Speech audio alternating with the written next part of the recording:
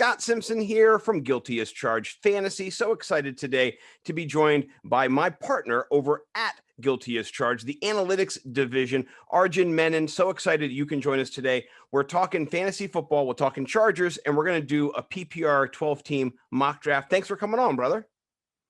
Yeah, so excited to be here. I think it's a little bit early for fantasy football season for me, especially when it comes to mock drafts. But when we hit July and August, I'm pretty much doing one or two every day. So it's never too early to start drafting, and I'm super excited to be here and to finally get into a couple of mock drafts. Is this your first mock draft of the season? I had to prepare for this one, so I did a couple before this one, picking out my position. But I'm ready. Excellent. So here's what we're going to do. We're going to do a 12-team PPR, 16-round draft. And as we go, we're going to be in different spots. I think Arjun's in the second spot. I'm in the sixth spot.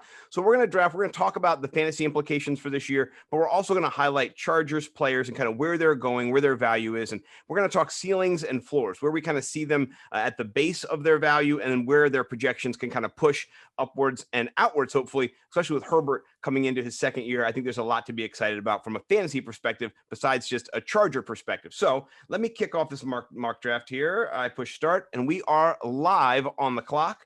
I'm going to share my screen. I think that's important to do here if you're going to watch the draft with us. Okay, here we are. Can you see Arjun? Is it up? Yeah, all good. Okay, excellent. I want to make sure my co-host can see. He is in the second position here. Who do you think most people are going to go with in mock drafts? Is it Christian McCaffrey for you?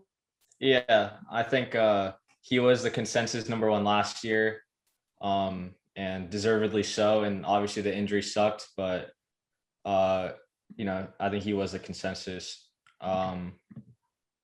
Okay, yeah. So I went with Dalvin at number 2 just because I think his volume numbers have been crazy, and like there's no one that's going to challenge him for touches. I loved their pick of trading back, getting Christian Darrisaw, then also getting a starting caliber guard and Wyatt Davis in the 3rd round. So I'm super excited for Dalvin Cook, and I think he's going to have another big year, assuming he stays healthy. Yeah, I really like that pick a lot. I've been picking. Nick Chubb went the 3rd, by the way. That's a little bit of an early get for him. Yeah. I like that. Dalvin Cook is my second running back off the board. Okay, here I'm up now. Let me see. There's a lot of people who I like. I am going to go. Oh, man, let me see. I'm going to go Derrick Henry in this situation. And the reason I'm going Derrick Henry is because of the touches. Last year, he had over 370 touches. It is just hard to get that many touches. And I know that eventually he's going to break down, but I saw him during the offseason doing all those push-ups with, weights on him and chains on him. So yeah, I'm not ready to give it up yet. This is going fast. We've got, after Derrick Henry, Jonathan Taylor went at the 7, Zeke Elliott, Kelsey, and now we're at the 10 position here. What do you think about Travis Kelce? Are you drafting him in the 1st round? Do you think he'll repeat what he did last year? I personally, when I've done fantasy for the past couple of years, I'm a wait on the tight end type of guy. Like I don't normally draft them until like 8th or 9th round onward, or like past that. I think Kelce has definitely been worth it if you drafted him in the first couple of rounds for the past like 3-4 years. I personally wouldn't have done it, but still a solid pick just because he's been one of the most consistent fantasy players of the past like 5 years.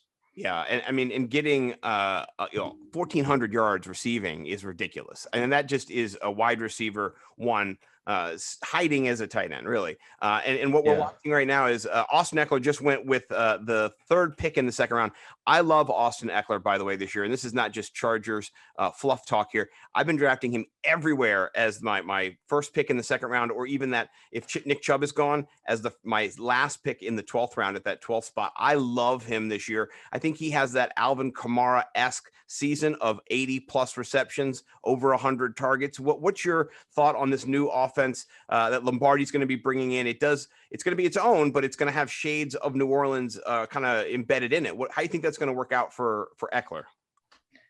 Yeah, so I mean, I recently just did my video on Ekeler versus Kamara, and the funny thing is, I think Ekeler's actually a better receiver out of the backfield than Kamara. Might not be as good of a rusher, but he's also never had the offensive line that Kamara's had. So I know you're on the clock. We can discuss your selection here. Yeah, I'm going to go AJ Brown 100% of the time. And you might go, you got 2 Tennessee players. Those are the only 2 players on the teams who are going to get the ball. And so I'm looking at volume AJ Brown, to me, has a great opportunity this year to be the number one wide receiver. We'll see if he can turn those touches and stay healthy. Last year, he had that knee issue that he played the whole season through. And I couldn't believe I had him on my redraft team last year, and he was in and out the first couple weeks, and then he just balled the whole time injured. And so I love him. I love the Titans this year. Their defense is not very good. When you're targeting offensive studs, you want the offensive studs to have to get on the field and have to run it back with the defense sucking it up. And that's what the Titans have done. So I'm not afraid to stack it. I've not done it though, Arjun. This is my first time I've actually done this. I'm on territory here. Keenan Allen just went. Before you, were you going to take him, or were you firmly Michael Thomas if that came down to who do you got in that situation?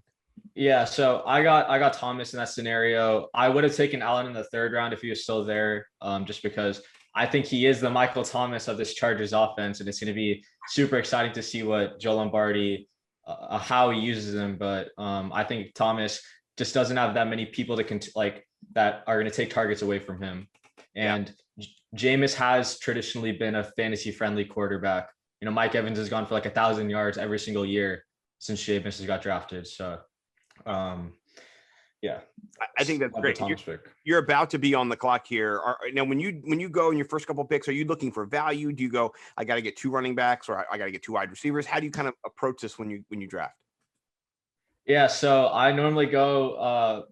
I usually have a set of my guys that I go into the draft with. I try to target them. Normally for me, I've gone receiver or running back, receiver, running back. But in that 4th round, if that running back isn't there, then I'm gonna make my. So yeah, I'm actually gonna go Antonio Gibson here. I think I love his upside in that Washington offense, and I don't think he has very many people that are going to take touches away from him. I think Peyton Barber, he was like the early down, quote unquote grinder, but he's gone. Bryce Love is gone.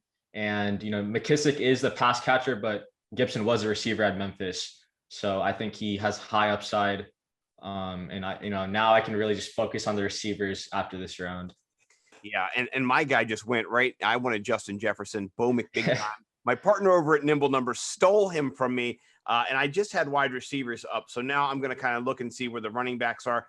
I don't hate this pick. It's not my favorite pick either, but I'm going to go Clyde Edwards-Helaire. And the reason I'm going to do that is last year as a rookie, he did average around 14 fantasy points per game, which puts him as a first round pick squarely in the RB2 range, where you want to be able to rely on him as that RB2. I think this year he'll improve. I think that he'll be more efficient with his touches. I think he'll get more red zone touches. And then now he's my RB2 and Derrick Henry's my RB1. So I feel very comfortable with Clyde Edwards-Helaire being there. Let's go back real quick to Keenan Allen, because you were touching on him being the Michael Thomas in Joe Lombardi's offense. What have you seen as you've kind of gone back and looked at that offense and looked at how Michael Thomas was used that might be a little bit different this year for Keenan Allen and maybe his usage? Or do you think it's going to kind of be the exact same that it's always been with the routes that he's been running? So I think number one, we'll see Keenan run a little bit more deeper routes. I think the Chargers last year used him kind of as like a Jarvis Landry type player, and I wasn't on board with that. I didn't really like him just running 5-yard slants. I understand if it's like a third down and you want to pick up the first, but Michael Thomas, I know people call him slant boy, but he's one of the best intermediate receivers, in my opinion. There is a very safe hands. And him and Keenan are 2 of the best third down receivers in the league. So I think now with an improved offensive line, you're giving Justin Herbert more time to allow these deeper developing routes to, go through, or you're allowing these routes to develop. So instead of forcing Keenan to just make one move and go, you could possibly see him run deeper routes leading to more yards. Because his I don't know what the exact stat was, but I think it was like yards per catch. It was like 9.9 last year, which is like a career low. And for a top 10 receiver like Keenan Allen, that's just like a bad way to use a talent like him. Yeah. Well, I think it's amazing that Justin Herbert was so effective last year for the Chargers because of that line. I think it was ranked 32nd out of 32 by PFF last year. They were just terrible, and they've been revamped. I like how you brought that up. We've got an All-Pro at center, and that's a big deal. You don't get an All-Pro at center anchoring the line. What do you think of their first round pick? I'm super excited. What do you think? Yeah, I love the pick. I was praying that Carolina wouldn't take him. When Giants traded out, they were my second place where I thought he could go. They didn't, Bears took Fields, and then I didn't think Cowboys were going to go after Slater personally because their defense is so bad. But I mean, that is like the dream scenario for the Chargers, and they didn't even have to trade up. Probably the most pro-ready offensive lineman there was in this draft. Yeah. No, I'm on the clock right now, and I'm going to take with my pick. I had 2 running backs already. I'm going to go wide receiver. The only question could be, no, I think Kyle Pitts has already been taken. Yeah, he has. So I'm going to go Julio Jones. I think Julio Jones bounces back. It might not be in Atlanta. The only bad thing would be is if he gets traded to Tennessee, then this mock is going to be sunk because I'm going to have only Tennessee as my receiver. So I'm kind of hoping he gets traded somewhere else. I advocated last week for him being traded to the Chargers. And we talked a little bit. I had Justin Bannock on, and we just opened up the kind of the playbook a little bit and talked about what it would be like to have Julio. I know there's not a huge betting favorite here with the Chargers. I know that the New England Patriots are the top odds right now. What do you think about Julio joining the offense? How would that kind of change the game for the other skill players? Yeah, so I mean, Julio is obviously an elite talent. I think he takes away targets from guys like Keenan Allen and Mike Williams. Hold on real quick. I'm on the clock. Actually, I was doing my mock drafts in this position. This is like where I kind of get stuck because I'm not really a fan of any of these players. I'm not like a huge DJ Moore fan, even though he was kind of like my guy last year. I'm actually going to go with Cooper Kupp just because I think the play action with McVay and everything. But going back to Julio, I mean, we all know what he can do. And I think, he's obviously an upgrade over Mike Williams. I just don't see a world where Mike is on the team if Julio gets traded to the Chargers. It just wouldn't, it's not smart team building, first of all, because you're going to be paying like $45 million for 3 receivers. And that, that's just not the way to, construct the team. But I think he definitely elevates the ceiling of this offense. And with this improved offensive line, Julio is one of the best deep ball receivers in the league. So it allows you to open up the playbook. I just don't know if Joe Lombardi's ever had a player of Julio's caliber. I think Marcus Colston is like one player maybe that was with the Saints, but I mean, Julio's a freak of nature. I'm interested to see like what you had to think about it if Mike Williams gets traded in that scenario. I think you're exactly right. And I'll let you pick you're on the clock here. Julio coming to the Chargers would definitely mean that Mike Williams was out. And we talked about that. He would just become kind of irrelevant completely. He'd have to be traded or cut or you can't spend that kind of money on Julio and have Keenan, Julio, and Mike Williams all eating up that cap space. So there'd be a lot of moves that would have to happen. So the likelihood I think of it happening is it's nil. But you like to think about Justin Herbert having that type of weapon because then you can extend, and I'm on the clock now, then you can extend Keenan Allen downfield a lot more because you have Julio just to eat up that coverage, those linebackers underneath, and kind of keep defenses honest. So, right now, looking at the tight ends, the quarterbacks, Justin Herbert just went. I'm disappointed. I actually really wanted to get Justin Herbert. I'm going to go wide receiver here, and I'm going to go Tyler Lockett. I think Tyler Lockett has the ability to be a strong wide receiver too at times. He was boom or bust last year. I think that was more of the role that he was playing and how they were being the offense got figured out by the end of the season. The defense sucked. And so Russ had to chuck it. It was the season of Russ for the first 10 weeks. I had Russ in my redraft league, and it was just perfect. And then after week 10, week 11, the defense has figured out how to stop them, and they clamped down. They put a lock on DK Metcalf, and then Lockett became invisible. And I didn't understand what they were doing with Lockett. It really frustrated me after his huge game. But I do think that this year that there is a bounce back potential for Lockett. And so he's boom or bust, but I'll take him as my flex or as my wide receiver 3 in this situation, a little bit over DJ Moore because I'm chasing upside. Justin Herbert went third overall. And that is one of the things that is a little surprising in this draft. I don't think anybody's, there's some Chargers fans here, but I'm trying to say. So I don't think, I'm saying nicely. But I have seen him go, and he's stacked in this situation by Jason, who drafted from the third position. I do like that stack. I love Keenan Allen and Austin Ekeler if I can get it. I love Keenan Allen and Justin Herbert if I can get it. Both of those are great. Maybe he went around early because it's a more Chargers focused draft, but I wouldn't be upset if that is my starting quarterback and I got him after Josh Allen. He, for me, is right in that top 5, top 7 range, depending on kind of how the cards fall. How do you see Justin Herbert ending the season in a fantasy perspective? So I think, there's a lot of talk of is Justin Herbert going to regress?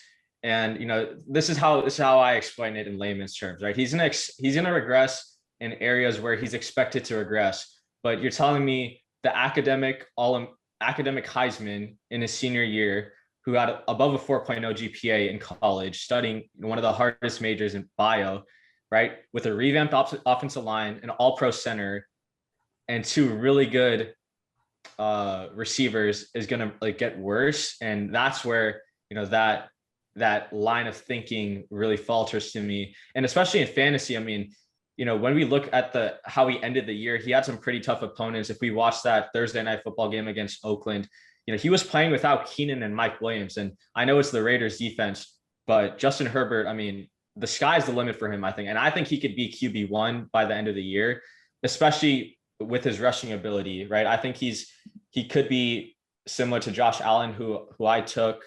All right, here. Man, this is hard, like talking and drafting at the same time. I don't think it'd be this. I'll talk while you draft. I was crushed by David. I think he timed out before me, and he was assigned Russell Wilson. Son of a gun. I was going for the Russell Wilson stack with Tyler Lockett. Not that you have to stack, but I do kind of like that. You went with Odell Beckham. I love that. In the 6th round, it is a steal. The second to last pick. Odell Beckham has that every game capability getting you 20, 25. He won't, but he has the potential to do it. And he will do it a couple times next year. So I like that.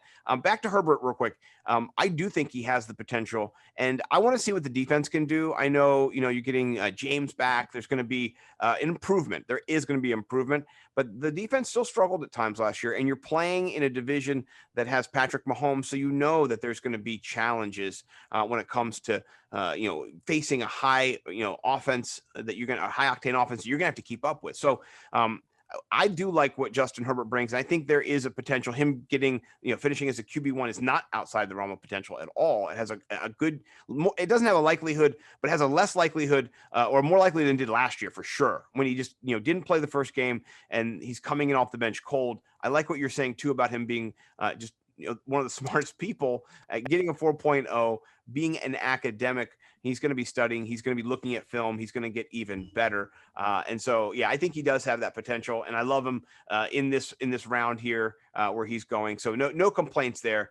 You just picked Chase Edmonds. I like it. You've got Dalvin Cook, Antonio Gibson, Chase Edmonds. That's a strong little backfield. You got a lot of PPR upside. And we're in a PPR league, folks. So don't forget those touches are more valuable. I think a running back getting a pass is worth like 2.3 kind of value compared to 1 for getting a rush. You want that value. So I'm up here. Yeah. I think I need another running back. We'll kind of see who's on the board.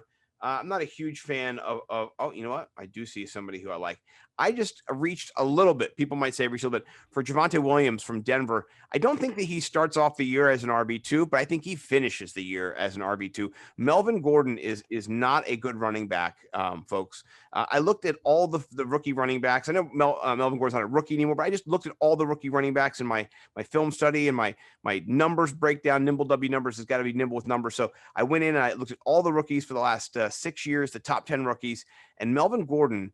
This is gross. It's going to make you throw up. He had 216 touches, and he had 108 fantasy points. Means he scored half a point per touch. That's terrible. That's bad. He didn't have a touchdown that year. He didn't have a touchdown, and that was his first year. 3.5 yards per carry. It's gotten steadily better, but the highest Right now he averages 4.1. I don't want Melvin Gordon. I don't want him at all. I think he's gross. I think by the end of the year, he is going to be out there. I think he'll be released in the offseason. I don't think he has a lot of value, and Williams does. And so Melvin Gordon went right after Williams because people don't know what's going to happen in that backfield. And so the uncertainty, I think, drives Melvin Gordon's price down, which you see, and it brings, for me, Williams' price up. But what do you think about the rookie class this year? Is there anybody, doesn't have to be Williams, but anybody who stands out that you're kind of targeting? Running backs alone or like in general? Yeah, either one. I mean, we're talking running backs, but it could be running backs, wide receivers. I mean, everybody wants to get their mitts on Kyle Pitts, of course. Yeah. But yeah. So Michael Carter, I would say is I wouldn't say he's my guy yet, right? Because I haven't done like enough mock drafts to see like where I could get him. But I mean, he's going to the Jets, where Mike LaFleur is going to run the Shanahan system, which is like the most fantasy friendly running back system you could have, right? Guys like Raheem Mostert, Jeff Wilson have put up like 30 plus fantasy points in a game in that system. They drafted Elijah Vera Tucker, Mekhi Becton. I mean, they have what is a solid line. And I mean, I think the only real move they made at running back was signing Tevin Coleman. But I mean, has he even like stayed on the field for 16 games for the past like 3 years? And I don't think that answer is yes, right? So, and given that they're probably not going to finish that high up in terms of wins, I think they'll eventually give Carter more playing time as the season progresses. And, when you're in the fantasy playoffs, that's when you see some rookies start to shine a little bit more.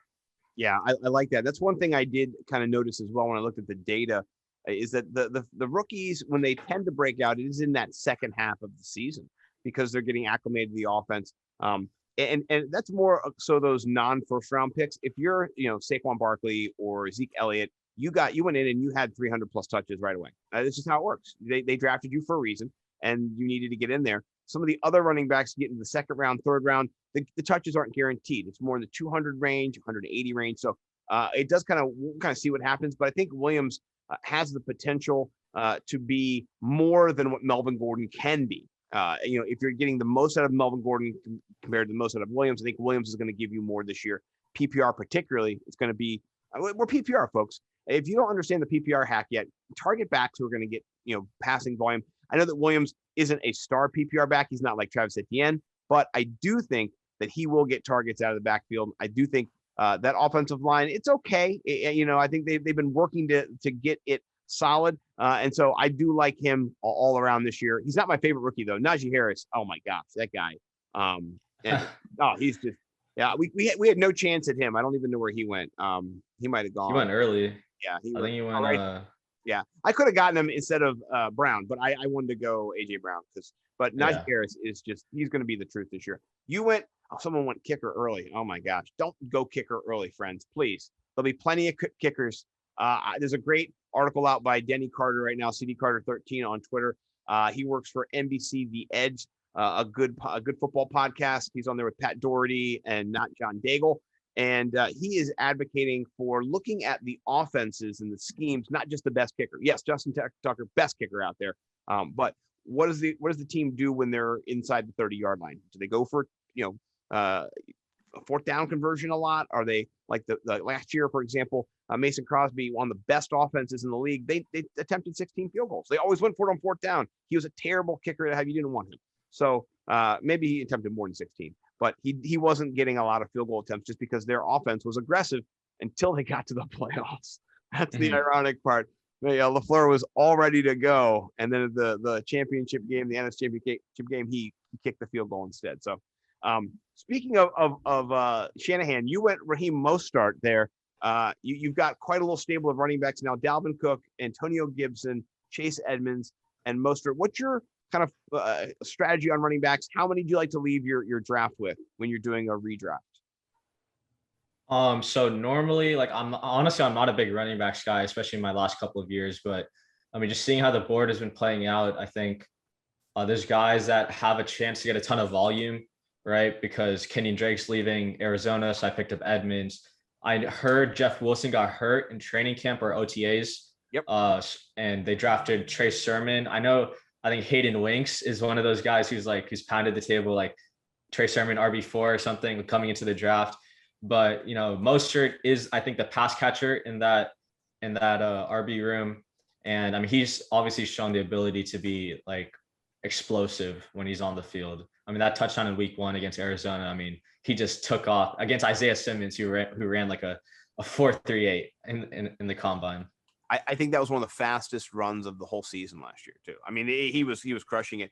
And if he can stay healthy, I think they're going to use him up this year. And then at the end of the year, they're going to say goodbye because they got 2 running backs. They have Elijah Mitchell and then they have Trey Sermon. So they got 2. They don't need any of these guys after this year. So I like that pick. Debo went right after him. I'm not going to recap all these picks, but in the 9th round here, I went Mike Williams.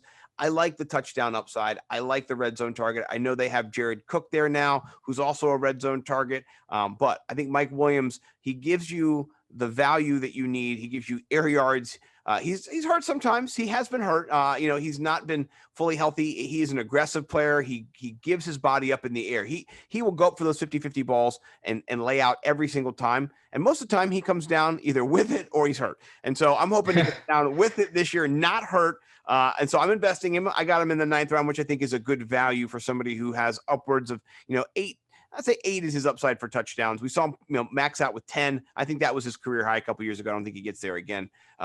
If Mike Williams is the wide receiver too, how comfortable are you with him this year and the Chargers powder blues?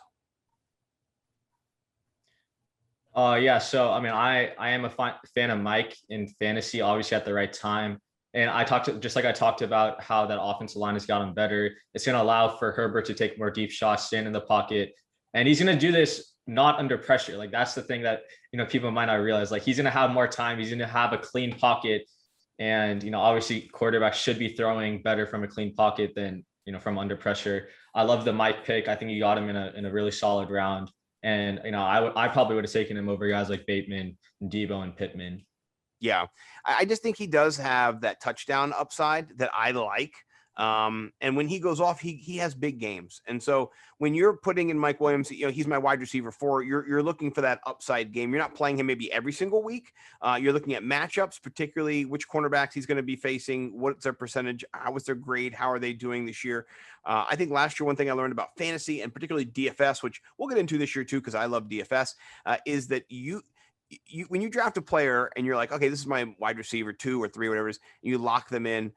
Some players you can do that with. Really, though, you need to learn how an effective player plays the board. They play the game, they play the matchups, they play the game flow. And not that Mike Williams isn't going to be, somebody who I want to have starting every week, but it would go back and forth in this roster between Tyler Lockett and Mike Williams, depending on the matchup. I might put Kenyon Drake in there. I don't know about that. We'll see. I want to see what his role is. I'm excited to get him at 10 because Josh Jacobs is going in the 5th round or 4th round. And so that uncertainty there, I think he went at 4.8 for us or 4.12. Yeah, 4.12 for us. So, I think Kenyon Drake is going to be more the PPR back this year. And they didn't pay him $7 million for nothing. So he's worth a flyer in that kind of RB on a 4 conversation. I think Denny calls them late round running backs. 0 RB is what they called. They're called. So he's like a 0 RB candidate. But yeah, anyway, I'm digressing. You went Cole Beasley. You're chasing upside here, targets, volume, PPR. I love it. Talk about where your strategy is and where you're going to head into. You don't have a tight end. You need a defense and a kicker. Where do you kind of wait for these things and where do you play them normally? Yeah, so I mean, going into like the later rounds, I kind of have my targets for tight ends that I like. And I mean, I was one of those guys who kind of like scooped up Robert Tonyan in like week 10, and he performed relatively well going into the playoffs and in the playoffs. Yeah, normally like I like to stack up depth in these rounds, especially at the running back and receiver positions. Yeah, I'm just gonna handcuff Dalvin Cook right here, just because I know he's probably gonna get hurt one of these games and probably miss a week. And that's honestly why I loved the Kenyon Drake pick, because obviously more PPR upside than Josh Jacobs, and Josh Jacobs has missed time in the past 2 years. And I would think that Oakland's gonna be, or not Oakland, Las Vegas is gonna be playing from behind a little bit more than usual. Especially since I think their offense got a little bit worse. So you're going to see Drake in more for these passing situations.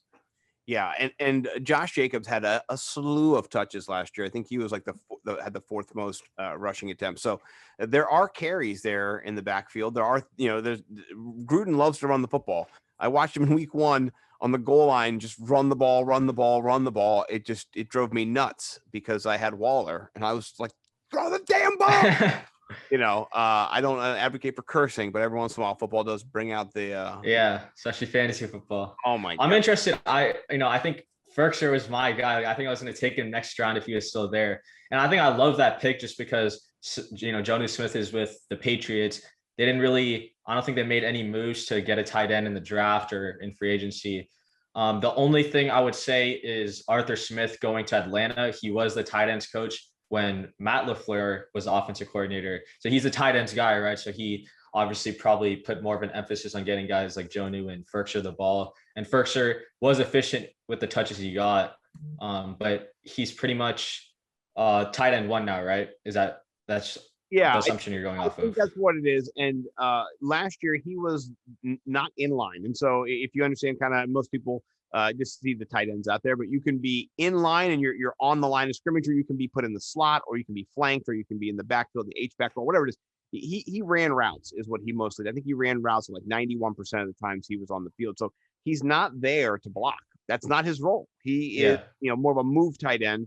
He's out in space. He's getting, targets. So I like him this year. There's no one else. I don't like, Josh Reynolds. He's just a guy. He's a jag, he's not somebody who is going to set the world on fire. Corey Davis left last year, or he finished his tenure there. He's better, a lot better, I think, honestly, than Josh Reynolds. And you can kind of see where at times he had big games, but at times he was just shut out and wasn't relevant. So I think Ferkser is kind of a cheat code this year. And I don't hate, Dallas Goedert. I don't hate him at all, but I'm not in love either with him. Yeah. So right now this is the 12th round. I just went Nelson Aguilar. I don't know what he's going to do. And Cam Newton's deep ball is one of the deadest ducks I've ever seen thrown. But yeah, if Mac Jones can somehow by the end of the season get the reins in that position and kind of take over, I love it. I love it because Nelson Aguilar can beat you deep. I don't think that they really brought him there to be last year to Vegas to be the Henry Ruggs role, the deep fly pattern guy, the post guy, but they did. They ran him on those flies, and he was successful downfield in the contested catch rate. I loved it. So I think he brings that to New England. I don't think he'll be as successful this year because of the quarterbacking, but maybe by the end of the year, that rookie quarterback will come to bloom, and then that will help the receiver. So I'm kind of thinking about that same running back situation. Oh, speaking of Corey Davis, you nailed him. That's a great pick at the 12th round. Zach Wilson's going to need big-bodied, wide receivers to throw the ball to. What do you think about the Jets this year? You talked a little bit before about Michael Carter. I think we picked up both of, I picked one, but you were kind of on Carter. We're on both of the, North Carolina running backs is what we're doing. We're just hammering the Tar Heels here. So what do you think about the Jets and their new quarterback and how it's going to play out? Yeah. Oh wait, I did not realize I was on the clock. I would have taken Hooper though, so it was probably fine.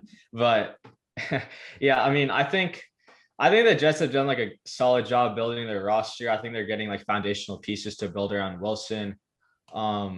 Personally, like it might just be me. I think Justin Fields is the better prospect than Wilson. And in the analytics community, I think people didn't understand the Justin Fields hate, but they also understood why Zach Wilson was so highly regarded. And I mean, I think they're getting guys that fit his style. I mean, Elijah Moore is like the deep ball guy. Corey Davis can act as the intermediate possession receiver. Michael Carter is a solid catcher out of the backfield. I'm not sure who their tight end is. Do you know off the top? Still Chris Herndon, unfortunately. Oh. Ian Hartitz has been nailing him for a year. Just get Chris Herndon, and he said it again. He said, I think I might have to revive it. I don't know. They need a tight end. I don't know what they're going to do. If Chris Herndon can show up this year, I don't know. I don't know. But I like Zach Wilson as a person. And I love his mom as an entertaining entity. She is hilarious. I don't know how it's going to work for him.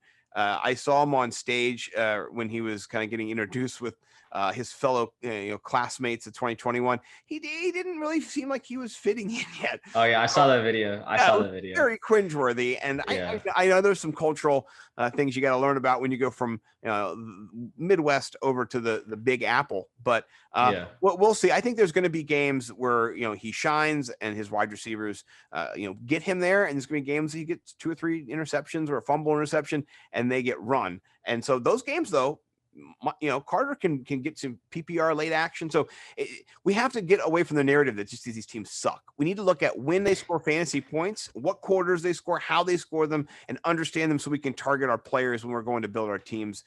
Speaking of that, I picked Jamal Williams here in the 13th round. I think it's a good flyer because the coaching staff there is terrible. And we know this because Anthony Lynn is a part of it. Yeah. And Anthony Lynn, I'm not trying to be mean to him as a man. I respect him immensely, but as a coach, he's not what I would say good at coaching. And maybe at the running backs position, he'll do better this year as the offensive coordinator, helping Jamal Williams. But they have DeAndre Swift, and he's saying Jamal Williams is their guy. And he's always wanted to coach a guy like Jamal Williams. I'm not buying it. But I am buying it a little bit. Anthony Lynn's crazy enough to ruin DeAndre Swift, and then Gurley on top of it. So I just think Williams is a good PPR option as a late round flyer. We'll see. I'm on the clock now too, and I'm probably gonna. I need to make a pick here. Oh my goodness. I made a bad pick. I picked Jamison. Yeah. Crowder. So real quick on that, I was pegging DeAndre Swift as a first rounder leading up to free agency when they hired Campbell and Anthony Lynn, because I knew. Why am I on auto pick? Oh no, you got drafted. You got Zach Wilson and Blankenship. Oh, did you time out last time? Is that what happened and it put you on auto? I'm not okay. I'm not like mad about it because it's the bench, but real quick, like I thought Swift was a first round talent, but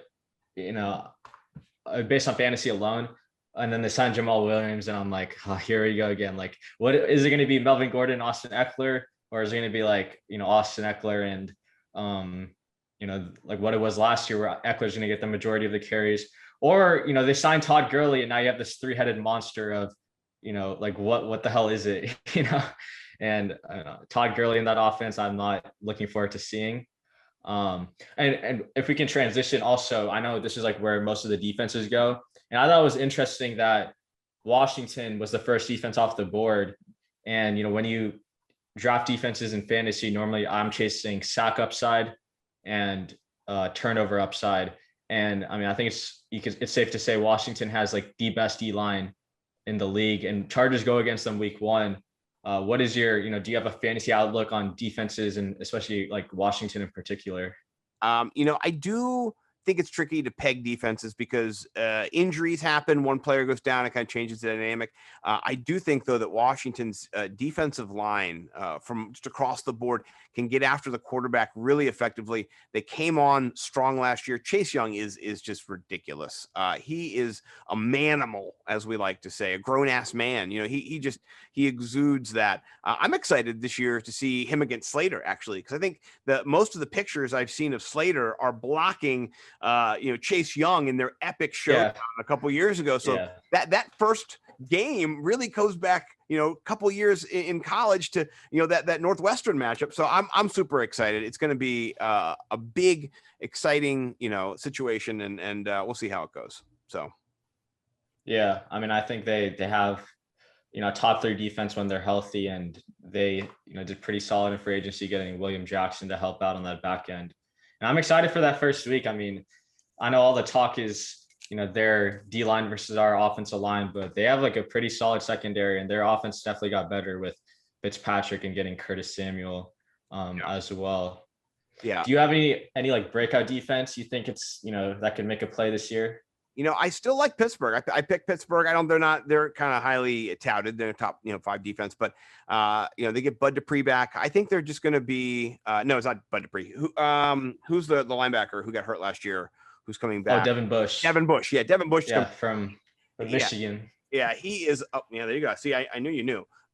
He's a monster. And so, I'm really excited about them. Oh, I'm timing out here. All right, I got Ryan Suckup from Tampa Bay. You can't go wrong with the champs. Tom Brady's going to Yeah. frustrated and throwing stuff and getting upset, and there's going to be some field goals for sure. Okay, let's take a look at the draft. We have ended. Sorry you were stuck on the. I was looking on the app here as the expert I am to try to auto draft you. I couldn't figure it out in the time we had, and still talking on the show. But let's go over our teams real quick and just talk about where we're at. You can go ahead and start since you drafted from the second position, and then I'll do mine. Yeah. We'll kind of look and see where the Chargers went and kind of talk about where we think they are going to go this year, and we'll wrap up. All right. Yeah. So starting Dalvin Cook, ton of volume. I mean, that was pretty much my no-brainer pick. Going Mike Thomas in round 2. That's based on the idea that he's the undisputed number 1 in that offense. Emmanuel Sanders leaves, Jared Cook leaves, so that opens up a ton of more targets, and Jameis is going to be throwing the ball a ton, in that high-powered division, which has a lot of good offenses. Antonio Gibson, I really like him just based on the fact that he doesn't really have any competition for running back touches, not catches. Obviously, J.D. McKissick is there, but I think Washington is a good team this year, and they'll be playing from a hedge. So I estimate he'll have a ton of volume. I didn't get to talk about the Cooper Kupp pick, but I think the Rams are going to be going back to their play action ways, which means a lot of crossing routes, something Stafford has excelled at. And I think Cooper Kupp over Robert Woods was the play for me, just because I think Kupp is better over the middle, and he's been a little more consistent with fantasy points. Josh Allen, I really love Josh Allen, and in my money league last year, I had him. This is a really weird trade. I traded Tyreek for Josh Allen and Stephon Diggs, and Allen and Diggs literally won me that league. So I love Josh Allen. I'm not normally like if they do good last year, I have to pick him this year guy, but Brian Dable loves throwing the ball, and Josh Allen is willing to throw the ball, and he was one of the best in the league last year. So that was why I picked Allen. I think Odell, people say he's overrated and everything. He's been hurt. In 2019, his first year, they had a really bad coaching staff. Stefanski's one of the best offensive play callers, and getting him in the 5th round, he's a top 10 receiver talent. I think that was a no-brainer for me. Edmonds, Kenyon Drake is gone, so opens up a ton of touches. James Conner was one of the worst running backs in the league last year on a per-touch basis. I know Steelers' offensive line was bad, but he still wasn't able to do anything. Fuller, Fuller, he's been one of the most efficient receivers, right, on a per play basis, especially in Houston. I'm not a fan of Tua, and I'm not saying that because of the Tua Herbert debate. I just didn't see it with his arm talent last year. But, I think Fuller is really good, and his suspension is going to drop him down the draft boards. But I already have, 3 solid receivers that could play ahead of him, and he definitely has a lot of pop-off potential. Mostert, Jeff Wilson's gone, or he's injured, so I think Mostert's the running back 1. Stacked Beasley and Allen. Madison's my handcuff. Corey Davis, touchdown upside in New York. They're going to be playing from behind, and I think he should be that undisputed number 1. I know Elijah Moore was picked in the 2nd round, but he's a smaller guy. Austin Hooper. My last 4 picks were auto picks. I would have picked Austin Hooper, but just because the play action system the Browns run fits his scheme, and he's going to be a guy with a lot of touchdown upside. And then we don't have to talk about the last 3 picks because I wouldn't have made them. No, yeah, and sorry about that. I like the Hooper pick too, because we saw last year is that Baker Mayfield is streaky, and one thing that kind of gets him going is that underneath intermediate route that kind of helps him build confidence. And you have Jarvis Landry there, but he dropped some of the passes that were thrown to him. Austin Hooper was efficient last year, and he has the opportunity this year, I think, to kind of be that sneaky late round tight end. I do like it. I've been picking up on my best ball teams for underdog everywhere. So I like those picks. And the other picks, we're just leaving there. Blankenship, by the way, I love him this year too. He's just a great little kicker. So Rodrigo, shout out, my man. All right. So I went a little bit heavy on the Titans. I have 3 Titans on my team. We're going to talk about that. I've got Derrick Henry and AJ Brown to start. I think they're just the volume for both of them. I don't think that Derrick Henry gets 371 touches this year, but I do think, or carries. He had almost 400 touches. I think that he gets 350 overall touches. So maybe he loses 50 touches. Who cares? Who cares? That's Mhm. still way more carries than everybody else. So I think Derrick Henry is solid, and particularly in the fantasy playoffs when you need him is when he comes through. He wears people down at the end of the season and the end of games too. Is kind of the narrative we've all heard, and so I love that there. AJ Brown is just ridiculous. He is a man beast. I love him. He has the potential to be a top 5 wide receiver this year. I got him at wide receiver 6. I'm happy with that. I feel like it's a good deal. I will get him there every time. The only other pick I could have gone was Najee Harris if I didn't get Derrick Henry in the first round. I think Najee is going to be a beast. I love Keenan Allen. I think this is a little early for me. If I would have, like you said, coming back in that 3rd round, he is always somebody who I want to get in the 3rd round. So I do like that Keenan Allen over there. Didn't have a chance to get him. I wanted to. Clyde Edwards-Helaire bounces back and kind of he was drafted in this spot right here last year. He was drafted 2 whole rounds ahead, and that depression that you're seeing is because of that, because he was overvalued, because people were hyping him, and making him, I remember Davis Maddock tweeted out, 101, 101, people going nuts, and it's a joke and all, but people, they went with it, and I saw him go the 106 in my home league, and he sucked. So I think at the 3-6 is a great value. Julio. Man, if Julio can just be a third of the Julio we know, I think he'll be fine this year. I hope he gets a good landing spot where he is targeted. I know he's been linked with Seattle. I don't know if that's going to be the case. If that is the case, Lockett does get bumped down. It's a bad pick, but I pick Lockett next, and that's more for upside. Yeah. I really wanted Russell Wilson to pair up with Lockett, but I had to settle for Lamar Jackson. And I mean, listen, you settle for Lamar Jackson. He did struggle last year a little bit, but I do think he bounces back and has a better season. I do want to have a pair with. I do like stacking. My name is Scotty Stack Simpson. That's my nickname. That's what I won my $5,000 doing last year, was stacking quarterbacks with their wide receivers. It was a Kirk Cousins to Justin Jefferson stack though, so I didn't have the guts to do that. Williams here. I love the rookie breakout at the end of the last half of the season for him. I think he'll be fine from the beginning. I don't think he'll crush as an RB2, but I don't need him to be an RB2. I need him to be an RB3, a flex. So I'm perfect at that position. Dallas Goedert, I think that he has an opportunity to red zone hog up the targets. We've seen what he can do. I'm hoping that the Buffalo Bills are trading for Zach Ertz. I hope that money that they just figured out and they moved it around was because they realized that they have a chance to win it all. And Zach Ertz is a character guy. Yeah. He's quality. He's going to he's going to help everybody else be a better player. So I hope they're doing that. Because if they do, I want some Zach Ertz, but Goddard, that would just vault him up even further. So I like that. Yeah, agreed. Mike Williams, we've talked about him. I like him as a solid 9th, 10th round pick. If you can get him in the 9th, go for it. If he's available in the 10th, or if he's ever available in the 11th in your home league, oh my gosh, snatch him up. He's going to have big weeks for you. You touched on Kenyon Drake. I like Drake this year as that PPR option, as that kind of the second back in that backfield. And if they're losing, you're going to take Josh Jacobs out of the equation. That's what happened last year. Is when Vegas was out of the game, then they lost the run advantage. They didn't run the football as much anymore, and that's where Kenyon Drake will come in. And I think they'll still be losing because they're the Raiders, and they just lose. They just lose, Yeah.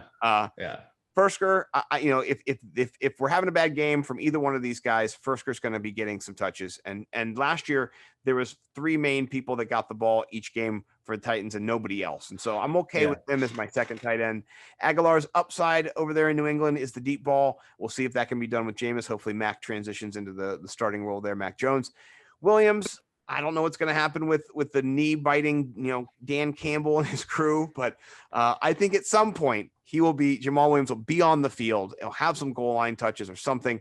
I don't think the AP is going to be back there this year. And so, AP, Todd Gurley, is a bunch of old running backs. I'm going to go for the younger guys.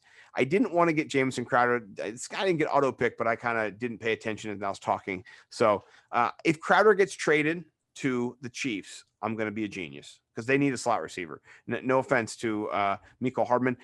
I'm not super impressed. Mecole, it did not do what I wanted him to do last year. And looking at his routes run and what he does, he's not as effective as Tyreek Hill at all. He's not. He's a straight line runner, is what he is. He doesn't have the wiggle. So if Crowder could be there, I think that'd just be more effective for them. We'll see. Steelers, they got Bush back, and then I'm going, championship with Suckup. But I appreciate you coming in and joining me today. This is great. Hopefully I can get my analytics razor sharp and then come and talk to you on one of your podcasts later this summer. Thank you so much. Arjun Menon, can people tell people where they can find you, what you're doing, and all the special stuff that's going on this summer for you? Yeah, so I mean, if you want to check out my stuff, Arjun Menon, ARJUNMENON 100 on Twitter. I'm pretty much just posting Chargers graphs and NFL graphs in general on there. If you want to just see like how the Chargers did last year, what they could be next year, make sure to go check it out. And I'm posting analytical videos to the Guilty as Charged podcast all summer. I got a lot of fun videos coming up, and it should be super fun. I was super excited to join. And, I've been watching everyone's stuff, including yours, Scott. So a lot of great stuff on that channel, and make sure to just go check everything out. Oh yeah. I mean, from Alex, Steven, Tyler, they're awesome. Everybody's awesome. And I'll tell you, I haven't seen everybody's work, but I have been mesmerized by yours, my friend. I've not missed yours. Your work is appointment viewing. So please do go follow him on Twitter, check him out, and subscribe to the Guilty as Charged podcast on YouTube. It is, a great place to learn. And I'm watching and learning about the Chargers and just honestly about football. And that's the cool part, is that everybody here loves football. We all bleed it. I mean, every day we're in June 1st. We're talking football. We're doing a mock draft. So we love football. Thanks for being a part of that tonight, Arjun. And it's going to be a great season over at Guilty as Charged. And we'll see you guys next week. Have a great week.